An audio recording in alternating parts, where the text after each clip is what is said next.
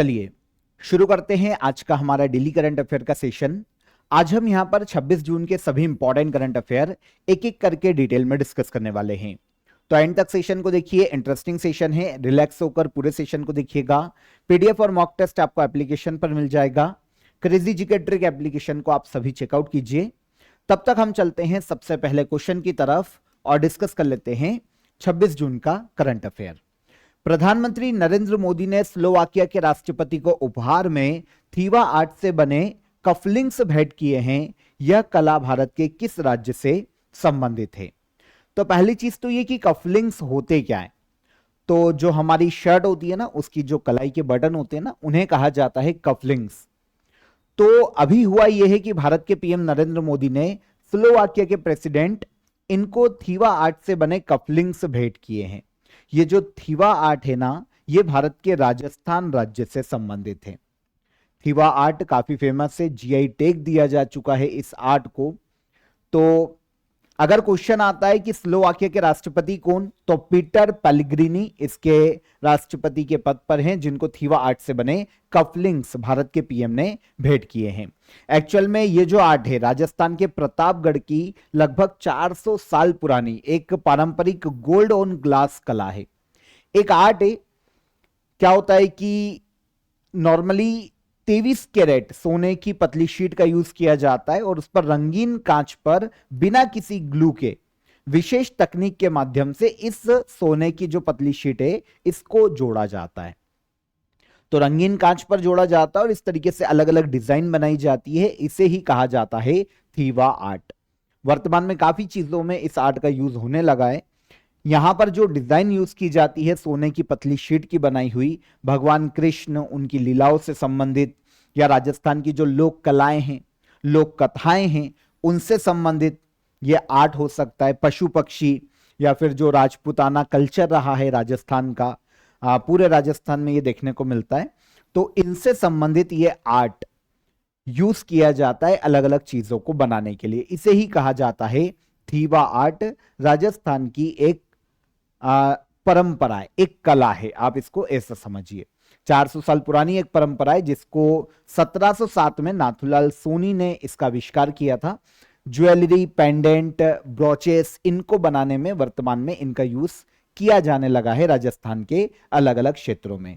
2014 में इस थीवा आर्ट को जीआई टैग भी दिया जा चुका है। तो इसी से बने हुए जो कफलिंग्स थे ये भेंट किए गए भारत के पीएम नरेंद्र मोदी के द्वारा स्लोवाकिया के राष्ट्रपति पीटर पेल्ग्रिनी को। ओके, तो इजी क्वेश्चन था। स्लोवाकिया एक यूरोपीय देश है, इसको याद रखिएगा। इंटरनेशनल बिग कैट अलायंस का 27वीं मेंबर कंट्री कौन बनी है? इंटरनेशनल बिग कैट अलायंस जिसे इंडिया लीड करता है, जिसको इंडिया ने बनाया है, इसकी 27वीं मेंबर कंट्री बनी है हाल ही में बांग्लादेश। कुछ समय पहले भी हमने इसको डिस्कस किया था, अगर आपको याद हो तो। लास्ट मंथ मई 2026 में इसकी 26वीं मेंबर कंट्री बनी थी Saudi Arabia. International Big Cat Alliance की 26वां मेंबर सऊदी अरेबिया बना था और अब फाइनली 27वां मेंबर बना है इसका Bangladesh. International Big Cat Alliance 2023 में इसे इंडिया ने बनाया था, लॉन्च किया था। एक्चुअल में जो बड़ी बिल्ली की 7 प्रजातियां है ना, उनके संरक्षण के लिए यह अलायंस घोषित किया गया था। For example tiger, lion, leopard, snow leopard, cheetah, jaguar, puma, ये बिल्ली की जो 7 बड़ी प्रजातियां है ना, इनको संरक्षित करना, इनके संरक्षण के लिए प्लान्स बनाना, उन्हें एग्जीक्यूट करना, ये इंटरनेशनल बिग कैट अलायंस का मुख्य उद्देश्य है। तो ये ग्लोबल इनिशिएटिव के रूप में इंडिया ने ही शुरू किया था। 9 अप्रैल 2023 को भारत के पीएम नरेंद्र मोदी ने इसे कर्नाटका के मैसूर से लॉन्च किया था। इसका हेडक्वार्टर नई दिल्ली में है और इसी मंथ की शुरुआत में इसकी पहली एनुअल समिट का भी आयोजन नई दिल्ली में इस बार किया गया है। ओके, तो अभी तक 26 सिग्नेचर कंट्रीज है, बांग्लादेश 27वीं हो जाएगी। 5 ऑब्जर्वर कंट्रीज के रूप में भी इसमें शामिल की गई है। तो इंटरनेशनल बिग कैट अलायंस की 27वीं मेंबर कंट्री बांग्लादेश। इस बार इसकी पहली एनुअल समिट कहां हुई है? इस साल 2026 में। तो ये हुई है नई दिल्ली में, क्योंकि हेडक्वार्टर नई दिल्ली में है। बांग्लादेश, इसकी कैपिटल है ढाका। तारिक रहमान बांग्लादेश के प्राइम मिनिस्टर के पद पर हैं। बांग्लादेश की ऑफिशियल जो करेंसी है उसे टका कहा जाता है। ये क्वेश्चन प्रीवियस एग्जाम्स में काफी पूछा गया है। प्रेसिडेंट बांग्लादेश के हैं मोहम्मद शहाबुद्दीन और इसी साल पीएम बने थे तारिक रहमान।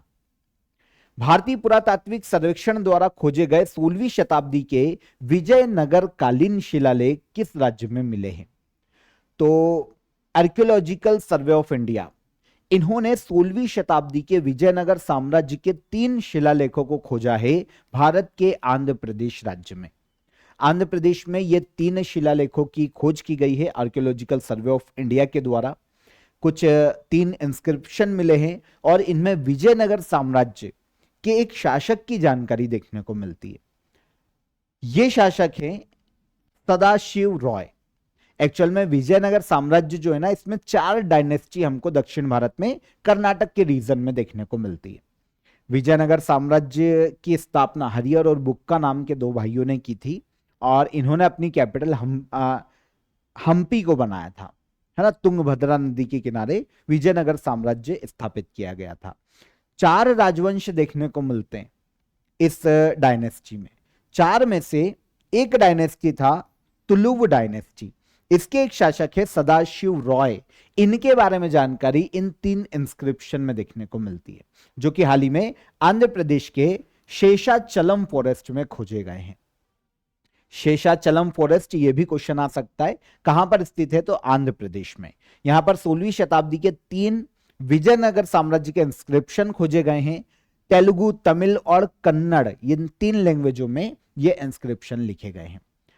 जो सदाशिव रॉय थे, उनके समय में उनके द्वारा जो धार्मिक कार्य किए गए, जो उनके द्वारा मंदिरों का, टेम्पल्स का निर्माण किया गया, कंस्ट्रक्शन किया गया, उनके बारे में इन इंस्क्रिप्शन में जानने को मिलता है। तो ऑल ओवर विजयनगर साम्राज्य के रिलीजन, एडमिनिस्ट्रेशन, इनकी जानकारी के लिए ये बहुत ही इंपॉर्टेंट हो जाता है।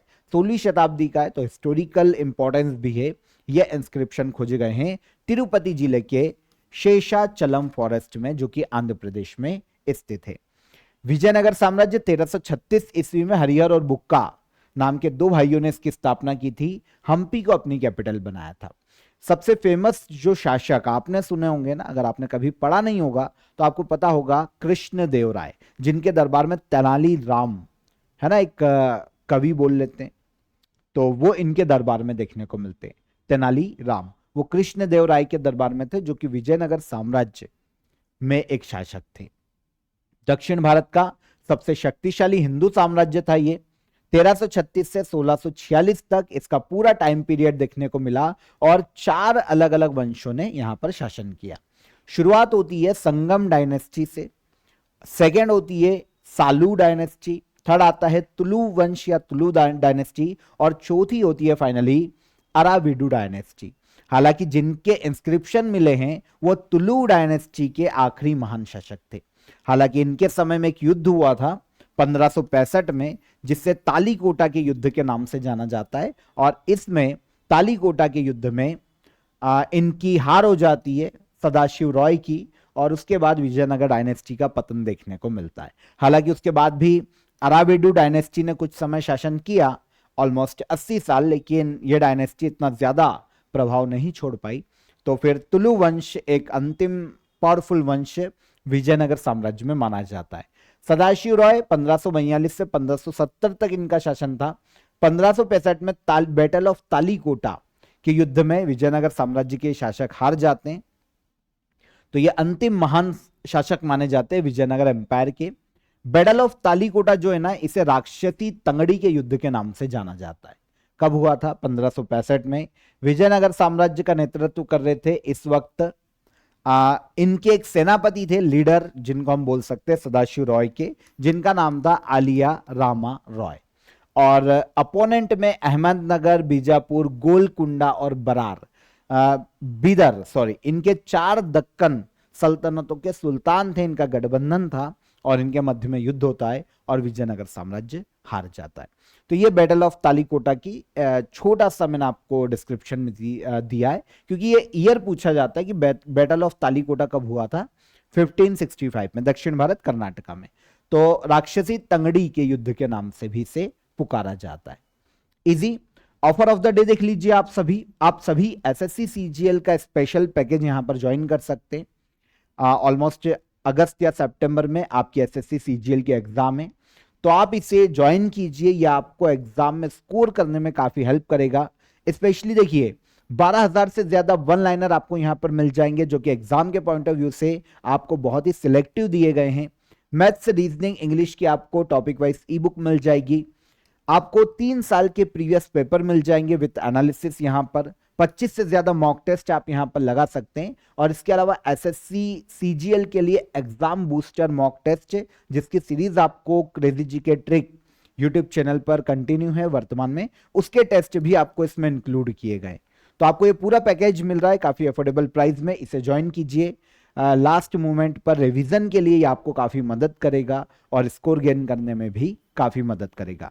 डिस्क्रिप्शन में लिंक है, क्लिक कीजिए, अवेल कीजिए। कोई भी आपकी क्वेरी है, कोई भी आपका डाउट है, तो हेल्पलाइन नंबर पर आप कॉल कर सकते हैं। आगे आएंगे हम। इथोपिया के प्रधानमंत्री के रूप में दोबारा कौन निर्वाचित हुए हैं? इथोपिया जो कि एक अफ्रीकी देश है, इसके नए प्रधानमंत्री एक बार फिर से अपॉइंट किए गए हैं अबी अहमद अली। तो ये एक बार फिर से निर्वाचित होकर आए हैं अबी अहमद अली। इथोपिया में ये प्रॉस्पेरिटी पार्टी के कैंडिडेट हैं और जो पार्लियामेंट्री इलेक्शन हुए हैं इथोपिया में, उनमें इनकी पार्टी ने 90% से ज्यादा सीटें जीती है। और एक बार फिर से एक और कार्यकाल के लिए लगातार इनकी नियुक्ति की गई है प्रधानमंत्री के रूप में अबी अहमद अली की। यह पहली बार 2018 में इथोपिया के प्राइम मिनिस्टर बने थे। इसके अलावा इंपॉर्टेंट इसलिए हो जाते हैं क्योंकि इनको 2019 में नोबेल पीस प्राइज से भी सम्मानित किया जा चुका है। तो वर्ल्ड में नोबेल पीस प्राइज विनर जो वर्तमान में प्रधानमंत्री है, अगर क्वेश्चन ऐसा आ जाए तो यह है अबी अहमद अली। इथोपिया जो कि अफ्रीकी देश है, उसके प्राइम मिनिस्टर के पद पर है। इथोपिया की कैपिटल है आदिस अबाबा। अफ्रीकन यूनियन का हेडक्वार्टर आदिस अबाबा में ही स्थित है ना। हॉर्न ऑफ अफ्रीका का एक देश है इथोपिया। आदिस अबाबा कैपिटल, इथोपियन बीर यहां की ऑफिशियल करेंसी है। कुछ अगर इसकी विशेषताएं देखें, यूनिकनेस देखें, तो world most populous land locked country, world की सबसे बड़ी लैंड लॉक्ड कंट्री जिसकी सबसे ज्यादा पॉपुलेशन है। अफ्रीका का एक लैंड लॉक्ड देश है जो हॉर्न ऑफ अफ्रीका का पार्ट है। अफ्रीका का एकमात्र देश जिसे कभी भी ऑफिशियली किसने अपना गुलाम नहीं बनाया, मतलब किसी भी देश का उपनिवेश नहीं रहा। जैसे हम कभी ब्रिटेन के उपनिवेश थे, ब्रिटेन ने हम पे शासन किया है, वैसे अफ्रीका का ये एकमात्र ऐसा देश है जो कि कभी किसी देश के कंट्रोल में नहीं रहा। ओके, अफ्रीका का सबसे अधिक यूनेस्को वर्ल्ड हेरिटेज साइट, अगर किसी भी देश का पूछा जाए किस देश में, तो सबसे ज्यादा UNESCO world heritage site Africa के किसी देश में, इथोपिया में ही देखने को मिलेंगे। तो इंटरेस्टिंग है, सारी की सारी इंफॉर्मेशन याद रखिएगा।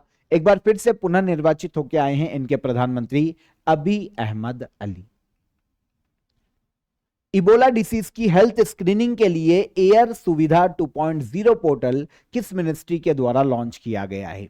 अच्छा, पोर्टल का नाम क्या है?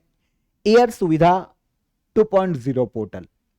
इबोला डिसीज को डिटेक्ट किया जाए, है ना, जो भी हमारे यहां पर यात्री आ रहे हैं, जो भी पर्यटक आ रहे हैं दूसरे देशों से, उनका हेल्थ स्क्रीनिंग की जा सके, इसके लिए मिनिस्ट्री ऑफ सिविल एविएशन ने लॉन्च किया है एयर सुविधा 2.0 पोर्टल। आंसर हो जाएगा आंसर सी। नागरिक उड्डयन मंत्रालय, मिनिस्ट्री ऑफ सिविल एविएशन ने इस पोर्टल को लॉन्च किया है। ये जो पोर्टल है ना, contactless passenger health self declaration portal है। एक प्रकार का पोर्टल बनाया गया है क्योंकि आप सभी को पता है अफ्रीकी देश में वर्तमान में इबोला डिसीज का काफी प्रकोप देखने को मिल रहा है। बूंदी बायो एक स्ट्रेन आया है, इबोला वायरस का ही एक स्ट्रेन है, इससे काफी ज्यादा मौतें डिटेक्ट की जा रही है अफ्रीकी देशों में। तो भाई इस इबोला वायरस के जो खतरा है उसको देखते हुए भारत का जो इंटरनेशनल एयरपोर्ट्स हैं उन पर हेल्थ स्क्रीनिंग और पब्लिक हेल्थ सर्विलेंस को मजबूत करने के लिए एक पोर्टल शुरू किया गया है और इसे ही नाम दिया गया air Suvidha 2.0 portal. Ministry of Civil Aviation और इसके अलावा दिल्ली इंटरनेशनल एयरपोर्ट लिमिटेड, इन्होंने संयुक्त रूप से इस पोर्टल को लॉन्च किया है। देखिए, पोर्टल के माध्यम से होगा क्या कि जो इंटरनेशनल पैसेंजर है जो कि इंडिया आने वाले हैं, आना चाहते हैं, भारत आने से 24 घंटे के पहले वो अपनी ट्रेवल हिस्ट्री, जो उनकी अदर हिस्ट्री है या फिर जो हेल्थ डिटेल्स हैं उनको ऑनलाइन यहां पर फीड करेंगे पोर्टल पर। सेल्फ डिक्लेरेशन फॉर्म है एक तरीके का, और ये बताएंगे कि ये किस किस देश में यात्रा करके आए हैं प्रीवियस टाइम में, ताकि अगर रिस्क वाले क्षेत्रों में ये गए हैं, जिन भी देशों में इबोला फैल रहा है, अगर उन देशों से ये इंडिया आ रहे हैं तो इनकी पहचान की जा सके और प्रॉपर इनकी स्क्रीनिंग की जा सके। एयरपोर्ट पर ही इनको पूरा चेक करके कि भाई इबोला वायरस का कोई भी स्ट्रेन इनके साथ तो नहीं है, इनकी बॉडी में तो नहीं है, इन सभी को स्क्रीनिंग करके प्रॉपर फिर इनको इंडिया में एंटर की परमिशन दी जाएगी। तो ऑल ओवर इबोला डिसीज को रोकना एयर सुविधा 2.0 पोर्टल का मुख्य उद्देश्य। मई 2026 में वर्ल्ड हेल्थ ऑर्गेनाइजेशन ने एक ग्लोबल इमरजेंसी अनाउंस की थी, अगर आपको याद है तो, public health emergency of international concern. Congo, Uganda जो अफ्रीकी देश है ना, यहां पर इबोला आउटब्रेक देखने को मिला था, और जो स्ट्रेन था वो बुंडी बायो इबोला वायरस स्ट्रेन था। काफी लोगों की डेथ हुई थी, तो भाई क्रॉस बॉर्डर स्प्रेड भी इसका देखने को मिला था, एक से ज्यादा देशों में ये लगातार फैल रहा था। तो इसी इबोला को कंट्रोल भारत में आने से रोकने के लिए पर्टिकुलर पोर्टल लॉन्च किया गया है। Ministry of Civil Aviation Bharat में जो एयरपोर्ट से, एयरलाइन से, एविएशन सेक्टर है, उनका संचालन करना, उनका प्रबंधन करना, इसके लिए एक सेंट्रल मिनिस्ट्री है, मिनिस्ट्री ऑफ सिविल एविएशन। 1947 में ये बनाई गई थी, नई दिल्ली में इसका हेडक्वार्टर है, और के राम मोहन नायडू इसके मिनिस्टर हैं इस मिनिस्ट्री के। सूक्ष्म, लघु और मध्यम उद्यम दिवस हर साल कब मनाया जाता है? तो यहां पर बात की जा रही है एमएसएमई डे की, माइक्रो स्मॉल और मीडियम इंटरप्राइजेस डे, ठीक है, जिसे कहा जाता है सूक्ष्म, लघु और मध्यम उद्योग, ठीक है। तो इनके लिए डे मनाया जाता है इंडिया में 27 जून को, सूक्ष्म, लघु और मध्यम उद्यम दिवस कब मनाया जाता है? 27 जून को। पूरे वर्ल्ड में मनाया जाता है वैसे ये, यूनाइटेड नेशन के द्वारा 2017 में से मान्यता दी गई थी, और उसके बाद हर साल इसे मनाया जाने लगा। 2017 से ये लगातार मनाया जा रहा है 27 जून को। एमएसएमई डे है। एमएसएमई सेक्टर के बारे में लोगों को अवेयर करना, किसी भी देश के डेवलपमेंट में एमएसएमई का जो योगदान है इसके प्रति लोगों को अवेयर करना वर्ल्ड एमएसएमई डे को मनाए जाने का मुख्य उद्देश्य है। 2026 में empowering MSMEs through innovation and sustainable industrial development, ये थीम रखी गई है एमएसएमई डे की। तो कब मनाया जाता है? हर साल 27 जून को मनाया जाता है। भारत के नियंत्रक एवं महालेखा परीक्षक ने सार्वजनिक क्षेत्र की लेखा परीक्षा में सहयोग बढ़ाने के लिए किस देश के साथ एमओयू पर हस्ताक्षर किए हैं? तो भारत के जो कंट्रोलर एंड ऑडिटर जनरल है, सीएजी इन्हें कहा जाता है। इंडियन कॉन्स्टिट्यूशन में अगर हम सीएजी की बात करते हैं तो आर्टिकल 148 में एक कॉन्स्टिट्यूशनल बॉडी है सीएजी, एक कॉन्स्टिट्यूशनल पोस्ट है, ठीक है। तो कंट्रोलर एंड ऑडिटर जनरल जो कि इंडिया के हैं, उन्होंने सार्वजनिक क्षेत्र की लेखा परीक्षा मतलब पब्लिक सेक्टर ऑडिटिंग में सहयोग बढ़ाने के लिए इजराइल के साथ एक समझौता किया है। किस देश के साथ? इजराइल के साथ। तो इजराइल के साथ यह समझौता हुआ है। समझौता का उद्देश्य artificial intelligence, data analytics, digital audit tool के उपयोग से ऑडिट सिस्टम को और ज्यादा ट्रांसपेरेंट बनाना, और ज्यादा जवाबदेह बनाना, और जो गवर्नमेंट ऑर्गेनाइजेशन है उनमें जो आय होती है, जो व्यय है, उनका पूरा रिकॉर्ड ट्रांसपेरेंट तरीके से मैनेज करना, ट्रांसपेरेंट तरीके से रखना, और सभी की जो रिस्पॉन्सिबिलिटी है उनको सुनिश्चित करना। तो भारत के कंट्रोलर एंड ऑडिटर जनरल ने इजराइल की सुप्रीम ऑडिट इंस्टीट्यूशन के साथ पब्लिक सेक्टर ऑडिटिंग के में सहयोग के लिए एक समझौता हाल ही में साइन किया है। पब्लिक सेक्टर ऑडिटिंग का मतलब यही होता है कि जो सरकारी कंपनियां हैं, सरकारी जो इंस्टीट्यूशन है, विभाग है, जो मिनिस्ट्रीज है, उन मिनिस्ट्रीज में या जो सार्वजनिक संस्थाएं हैं उनमें कितना पैसा आया, कितनी इनकम है, कितना एक्सपेंडिचर हुआ है, इन सभी कार्यों का ऑडिट करना, ताकि सुनिश्चित किया जा सके कि गवर्नमेंट का जो पैसा है वो सही योजनाओं में लग रहा है, ट्रांसपेरेंट तरीके से यूज किया जा रहा है, और नियमों के अकॉर्डिंग ही उन पैसों का यूज हो रहा है। तो इसीलिए पब्लिक सेक्टर ऑडिटिंग में सहयोग को बढ़ाया जाए, इसे और ज्यादा एडवांस किया जाए, इंडिया के कंट्रोलर एंड ऑडिटर जनरल ने समझौता किया है इजराइल के साथ, इजराइल की सुप्रीम ऑडिट इंस्टीट्यूशन के साथ में। कंट्रोलर एंड ऑडिटर जनरल, जैसा कि मैंने आपको बताया, इंडियन कॉन्स्टिट्यूशन के आर्टिकल 148 में एक संवैधानिक पद है। आपको पता है इंडिया में सीएजी की जो नियुक्ति है वो प्रेसिडेंट ऑफ इंडिया के द्वारा की जाती है, राष्ट्रपति के द्वारा। इनको कभी भी इनके पद से नहीं हटाया जा सकता, प्रोसेस है। या फिर 6 साल या फिर 65 साल, जो भी पहले हो, इनकी नियुक्ति की जाती है। इनका जो टेन्योर है ना, कार्यकाल, वो 6 साल का होता है। अगर बीच में हटाना है तो पार्लियामेंट में प्रोसीजर है, उसके माध्यम से इन्हें हटाया जा सकता है, जो कि सुप्रीम कोर्ट के जजेस को हटाने के समान प्रोसीजर है। मतलब बहुत ही टफ है, किसी और दिन हम इनको डिटेल में डिस्कस करेंगे। अभी हम यहां पर ये देख लेते हैं कि टेन्योर 6 साल या 65 साल, जो भी पहले हो। वर्तमान में संजय मूर्ति वर्तमान में इंडिया के सीएजी के पद पर हैं और सीएजी का हेडक्वार्टर है नई दिल्ली में। नवरत्न का दर्जा प्राप्त करने वाली भारत की 29वीं कंपनी कौन सी बनी है? वो कंपनी जो कि भारत की 29वीं नवरत्न कंपनी बनी है, यह है garden rich ship builders and engineers. इसी मंथ जून में ही भारत की 28वीं जो नवरत्न कंपनी बनी थी, 28वीं नवरत्न कंपनी के रूप में जिसे अपग्रेड किया गया था, यह है चेन्नई पेट्रोलियम कॉर्पोरेशन लिमिटेड। अभी हमने इनको डिस्कस किया था कुछ दिन पहले ही। जून 2026 में Chennai petroleum corporation limited mini Ratna category 1 से अपग्रेड की गई और यह नवरत्न कंपनी घोषित की गई।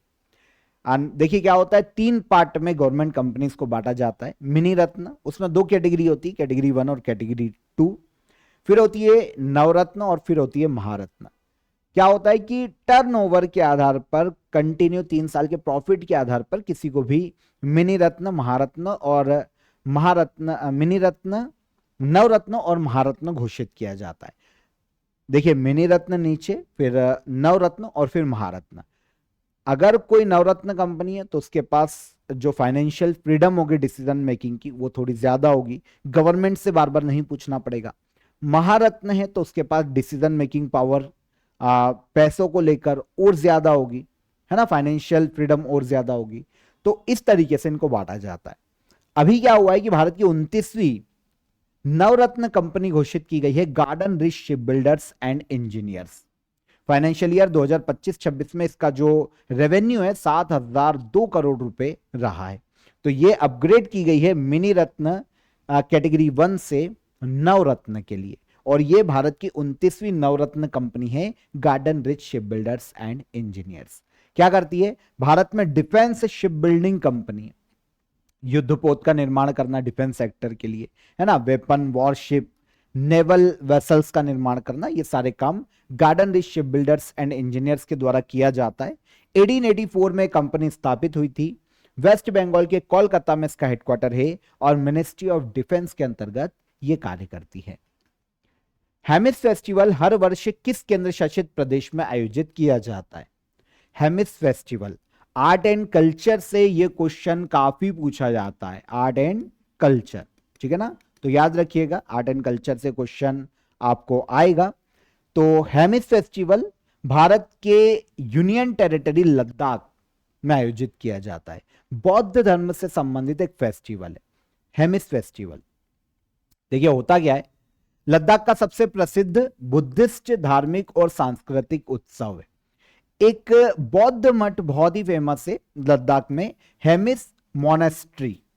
ये बौद्ध मठ है लद्दाख का सबसे बड़ा। यहां पर हेमिस मोनेस्ट्री में हेमिस फेस्टिवल का आयोजन किया जाता है। एक गुरु हुए हैं बौद्ध धर्म में जिनका नाम है गुरु पद्म संभव, है ना,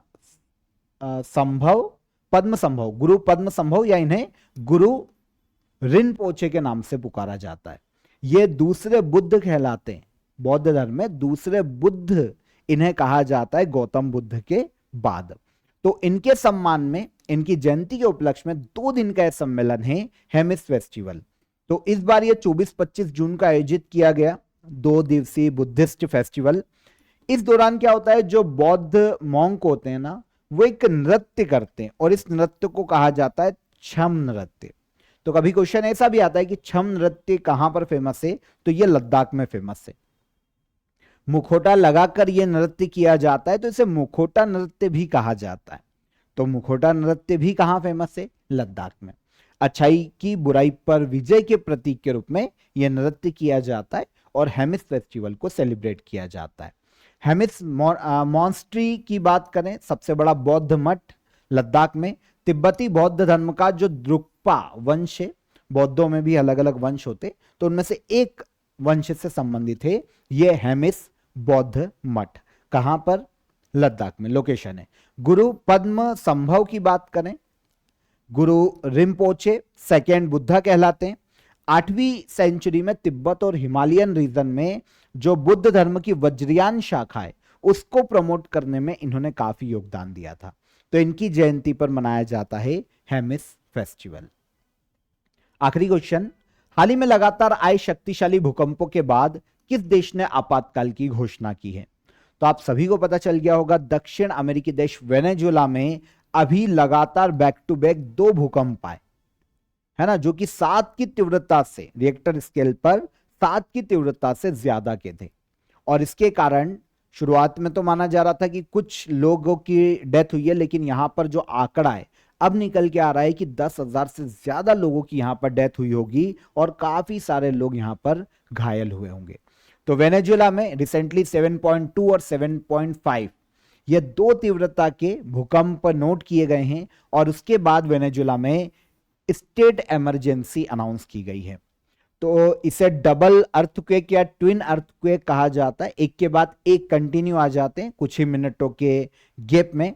सरकारी स्कूल्स बंद कर दिए गए हैं, बचाव कार्य जो है, जो रेस्क्यू है उसको और ज्यादा तेज कर दिया गया है। रेस्क्यू ज्यादा तेज हो इसलिए स्टेट इमरजेंसी अनाउंस की गई है वेनेजुएला के द्वारा। क्या होता है इमरजेंसी की परिस्थिति में? गवर्नमेंट के पास जो राइट्स हैं वो और ज्यादा आ जाते हैं और एडिशनल एडमिनिस्ट्रेटिव पावर बढ़ जाते हैं, जिसके कारण डिसीजन मेकर के रूप में गवर्नमेंट और ज्यादा स्पीड में काम कर पाती है। तो वेनेजुएला में स्टेट इमरजेंसी अनाउंस की गई है क्योंकि वहां पर अर्थक्वेक देखने को मिला है। वेनेजुएला के इतिहास के सबसे बड़े अर्थक्वेक में से एक इस बार आया है। 7.2 तीव्रता का पहले आया था और फिर जस्ट कुछ ही मिनटों में 7.5 तीव्रता का भूकंप भी देखने को मिला वेनेजुएला में। दक्षिण अमेरिकी देश है।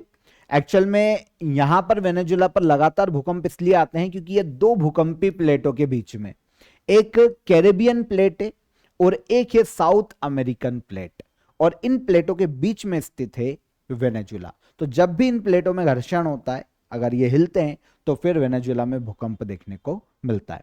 वेनेजुएला दक्षिण अमेरिकी देश है। काराकस इसकी कैपिटल है।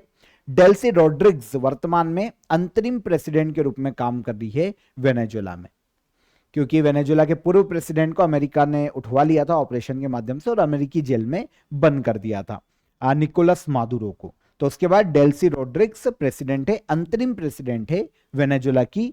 साउथ अमेरिका का देश है वेनेजुएला। ओके, तो यहां पर हमने 26 जून के सभी करंट अफेयर डिटेल में डिस्कस किए। अब हम चलते हैं लास्ट डे के करंट अफेयर को रिवाइज कर लेते हैं। जून 2026 में नाथुला दर्रे से कैलाश मानसरोवर यात्रा शुरू की गई। यह दर्रा सिक्किम राज्य में स्थित है। टाइम आउट मैगजीन द्वारा जारी दुनिया के 20 सबसे अच्छे आर्ट और कल्चर शहरों की लिस्ट 2026 में भारत के किस शहर को 18th रैंक पर रखा गया? तो यह है जयपुर, राजस्थान की कैपिटल। भारत का पहला 3D प्रिंटेड कृत्रिम रीफ प्रोजेक्ट किस राज्य के तट पर लॉन्च किया गया? तो यह तमिलनाडु के तट पर लॉन्च किया गया। हाल ही में जारी QS world future skill index 2027 में भारत ने वैश्विक स्तर पर कौन सी रैंक हासिल की है? तो यह है 13th रैंक। हर साल नशीली दवाओं के दुरुपयोग और अवैध तस्करी के खिलाफ इंटरनेशनल डे किस तारीख को मनाया जाता है? यह 26 जून को मनाया जाता है। ब्रिटिश संसद के हाउस ऑफ लॉर्ड्स में ग्लोबल प्रेस्टीज अवार्ड से सम्मानित होने वाले सबसे युवा बिहार क्रिकेट एसोसिएशन के अध्यक्ष हर्षवर्धन है। उल्लास नव भारत साक्षरता कार्यक्रम के तहत पूर्ण साक्षर राज्य 6 नंबर का घोषित किया गया है उत्तराखंड राज्य। दुनिया के सबसे बड़े मैसेजिंग प्लेटफॉर्म व्हाट्सएप का नया ग्लोबल सीईओ किसे नियुक्त किया गया? तो यह नियुक्त किया गया कुणाल शाह को। चर्चा में रही दिशा 2.0 योजना किस मिनिस्ट्री की एक प्रमुख पहल है? तो यह ministry of law and justice की एक पहल है। लास्ट क्वेश्चन हमारा था, भारतीय तटरक्षक बल में शामिल किए गए भारत के पहले स्वदेशी होवरक्राफ्ट का नाम क्या है? तो यह है H561। तो ये हो गए कल के सेशन के हमारे current affair revise. Question of the day का आंसर ले लेते हैं। 2026-27 के सीजन के लिए केंद्र सरकार ने कितनी खरीफ फसलों के एमएसपी में वृद्धि को मंजूरी दी थी?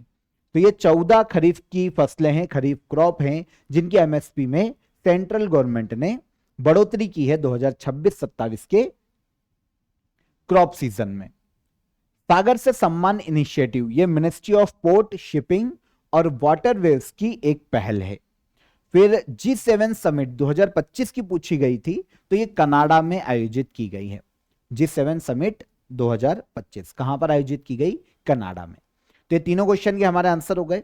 आज के क्वेश्चन ऑफ द डे, भारतीय एथलेटिक्स महासंघ के अध्यक्ष को नियुक्त किए गए। म्यांमार के नए राष्ट्रपति के रूप में किसे चुना गया है? और शीतकालीन ओलंपिक 2026 की मेडल टैली में पहला स्थान किस देश ने प्राप्त किया? तीनों क्वेश्चन को नोट करो, कमेंट में आंसर कीजिएगा। सेशन पसंद आया हो तो लाइक और शेयर करके जाइए, और चैनल पर पहली बार आए हो तो चैनल को सब्सक्राइब कर लो। हम फिर मुलाकात करेंगे नेक्स्ट डे के करंट अफेयर में। तब तक अपना ख्याल रखिएगा। जय हिंद, जय भारत।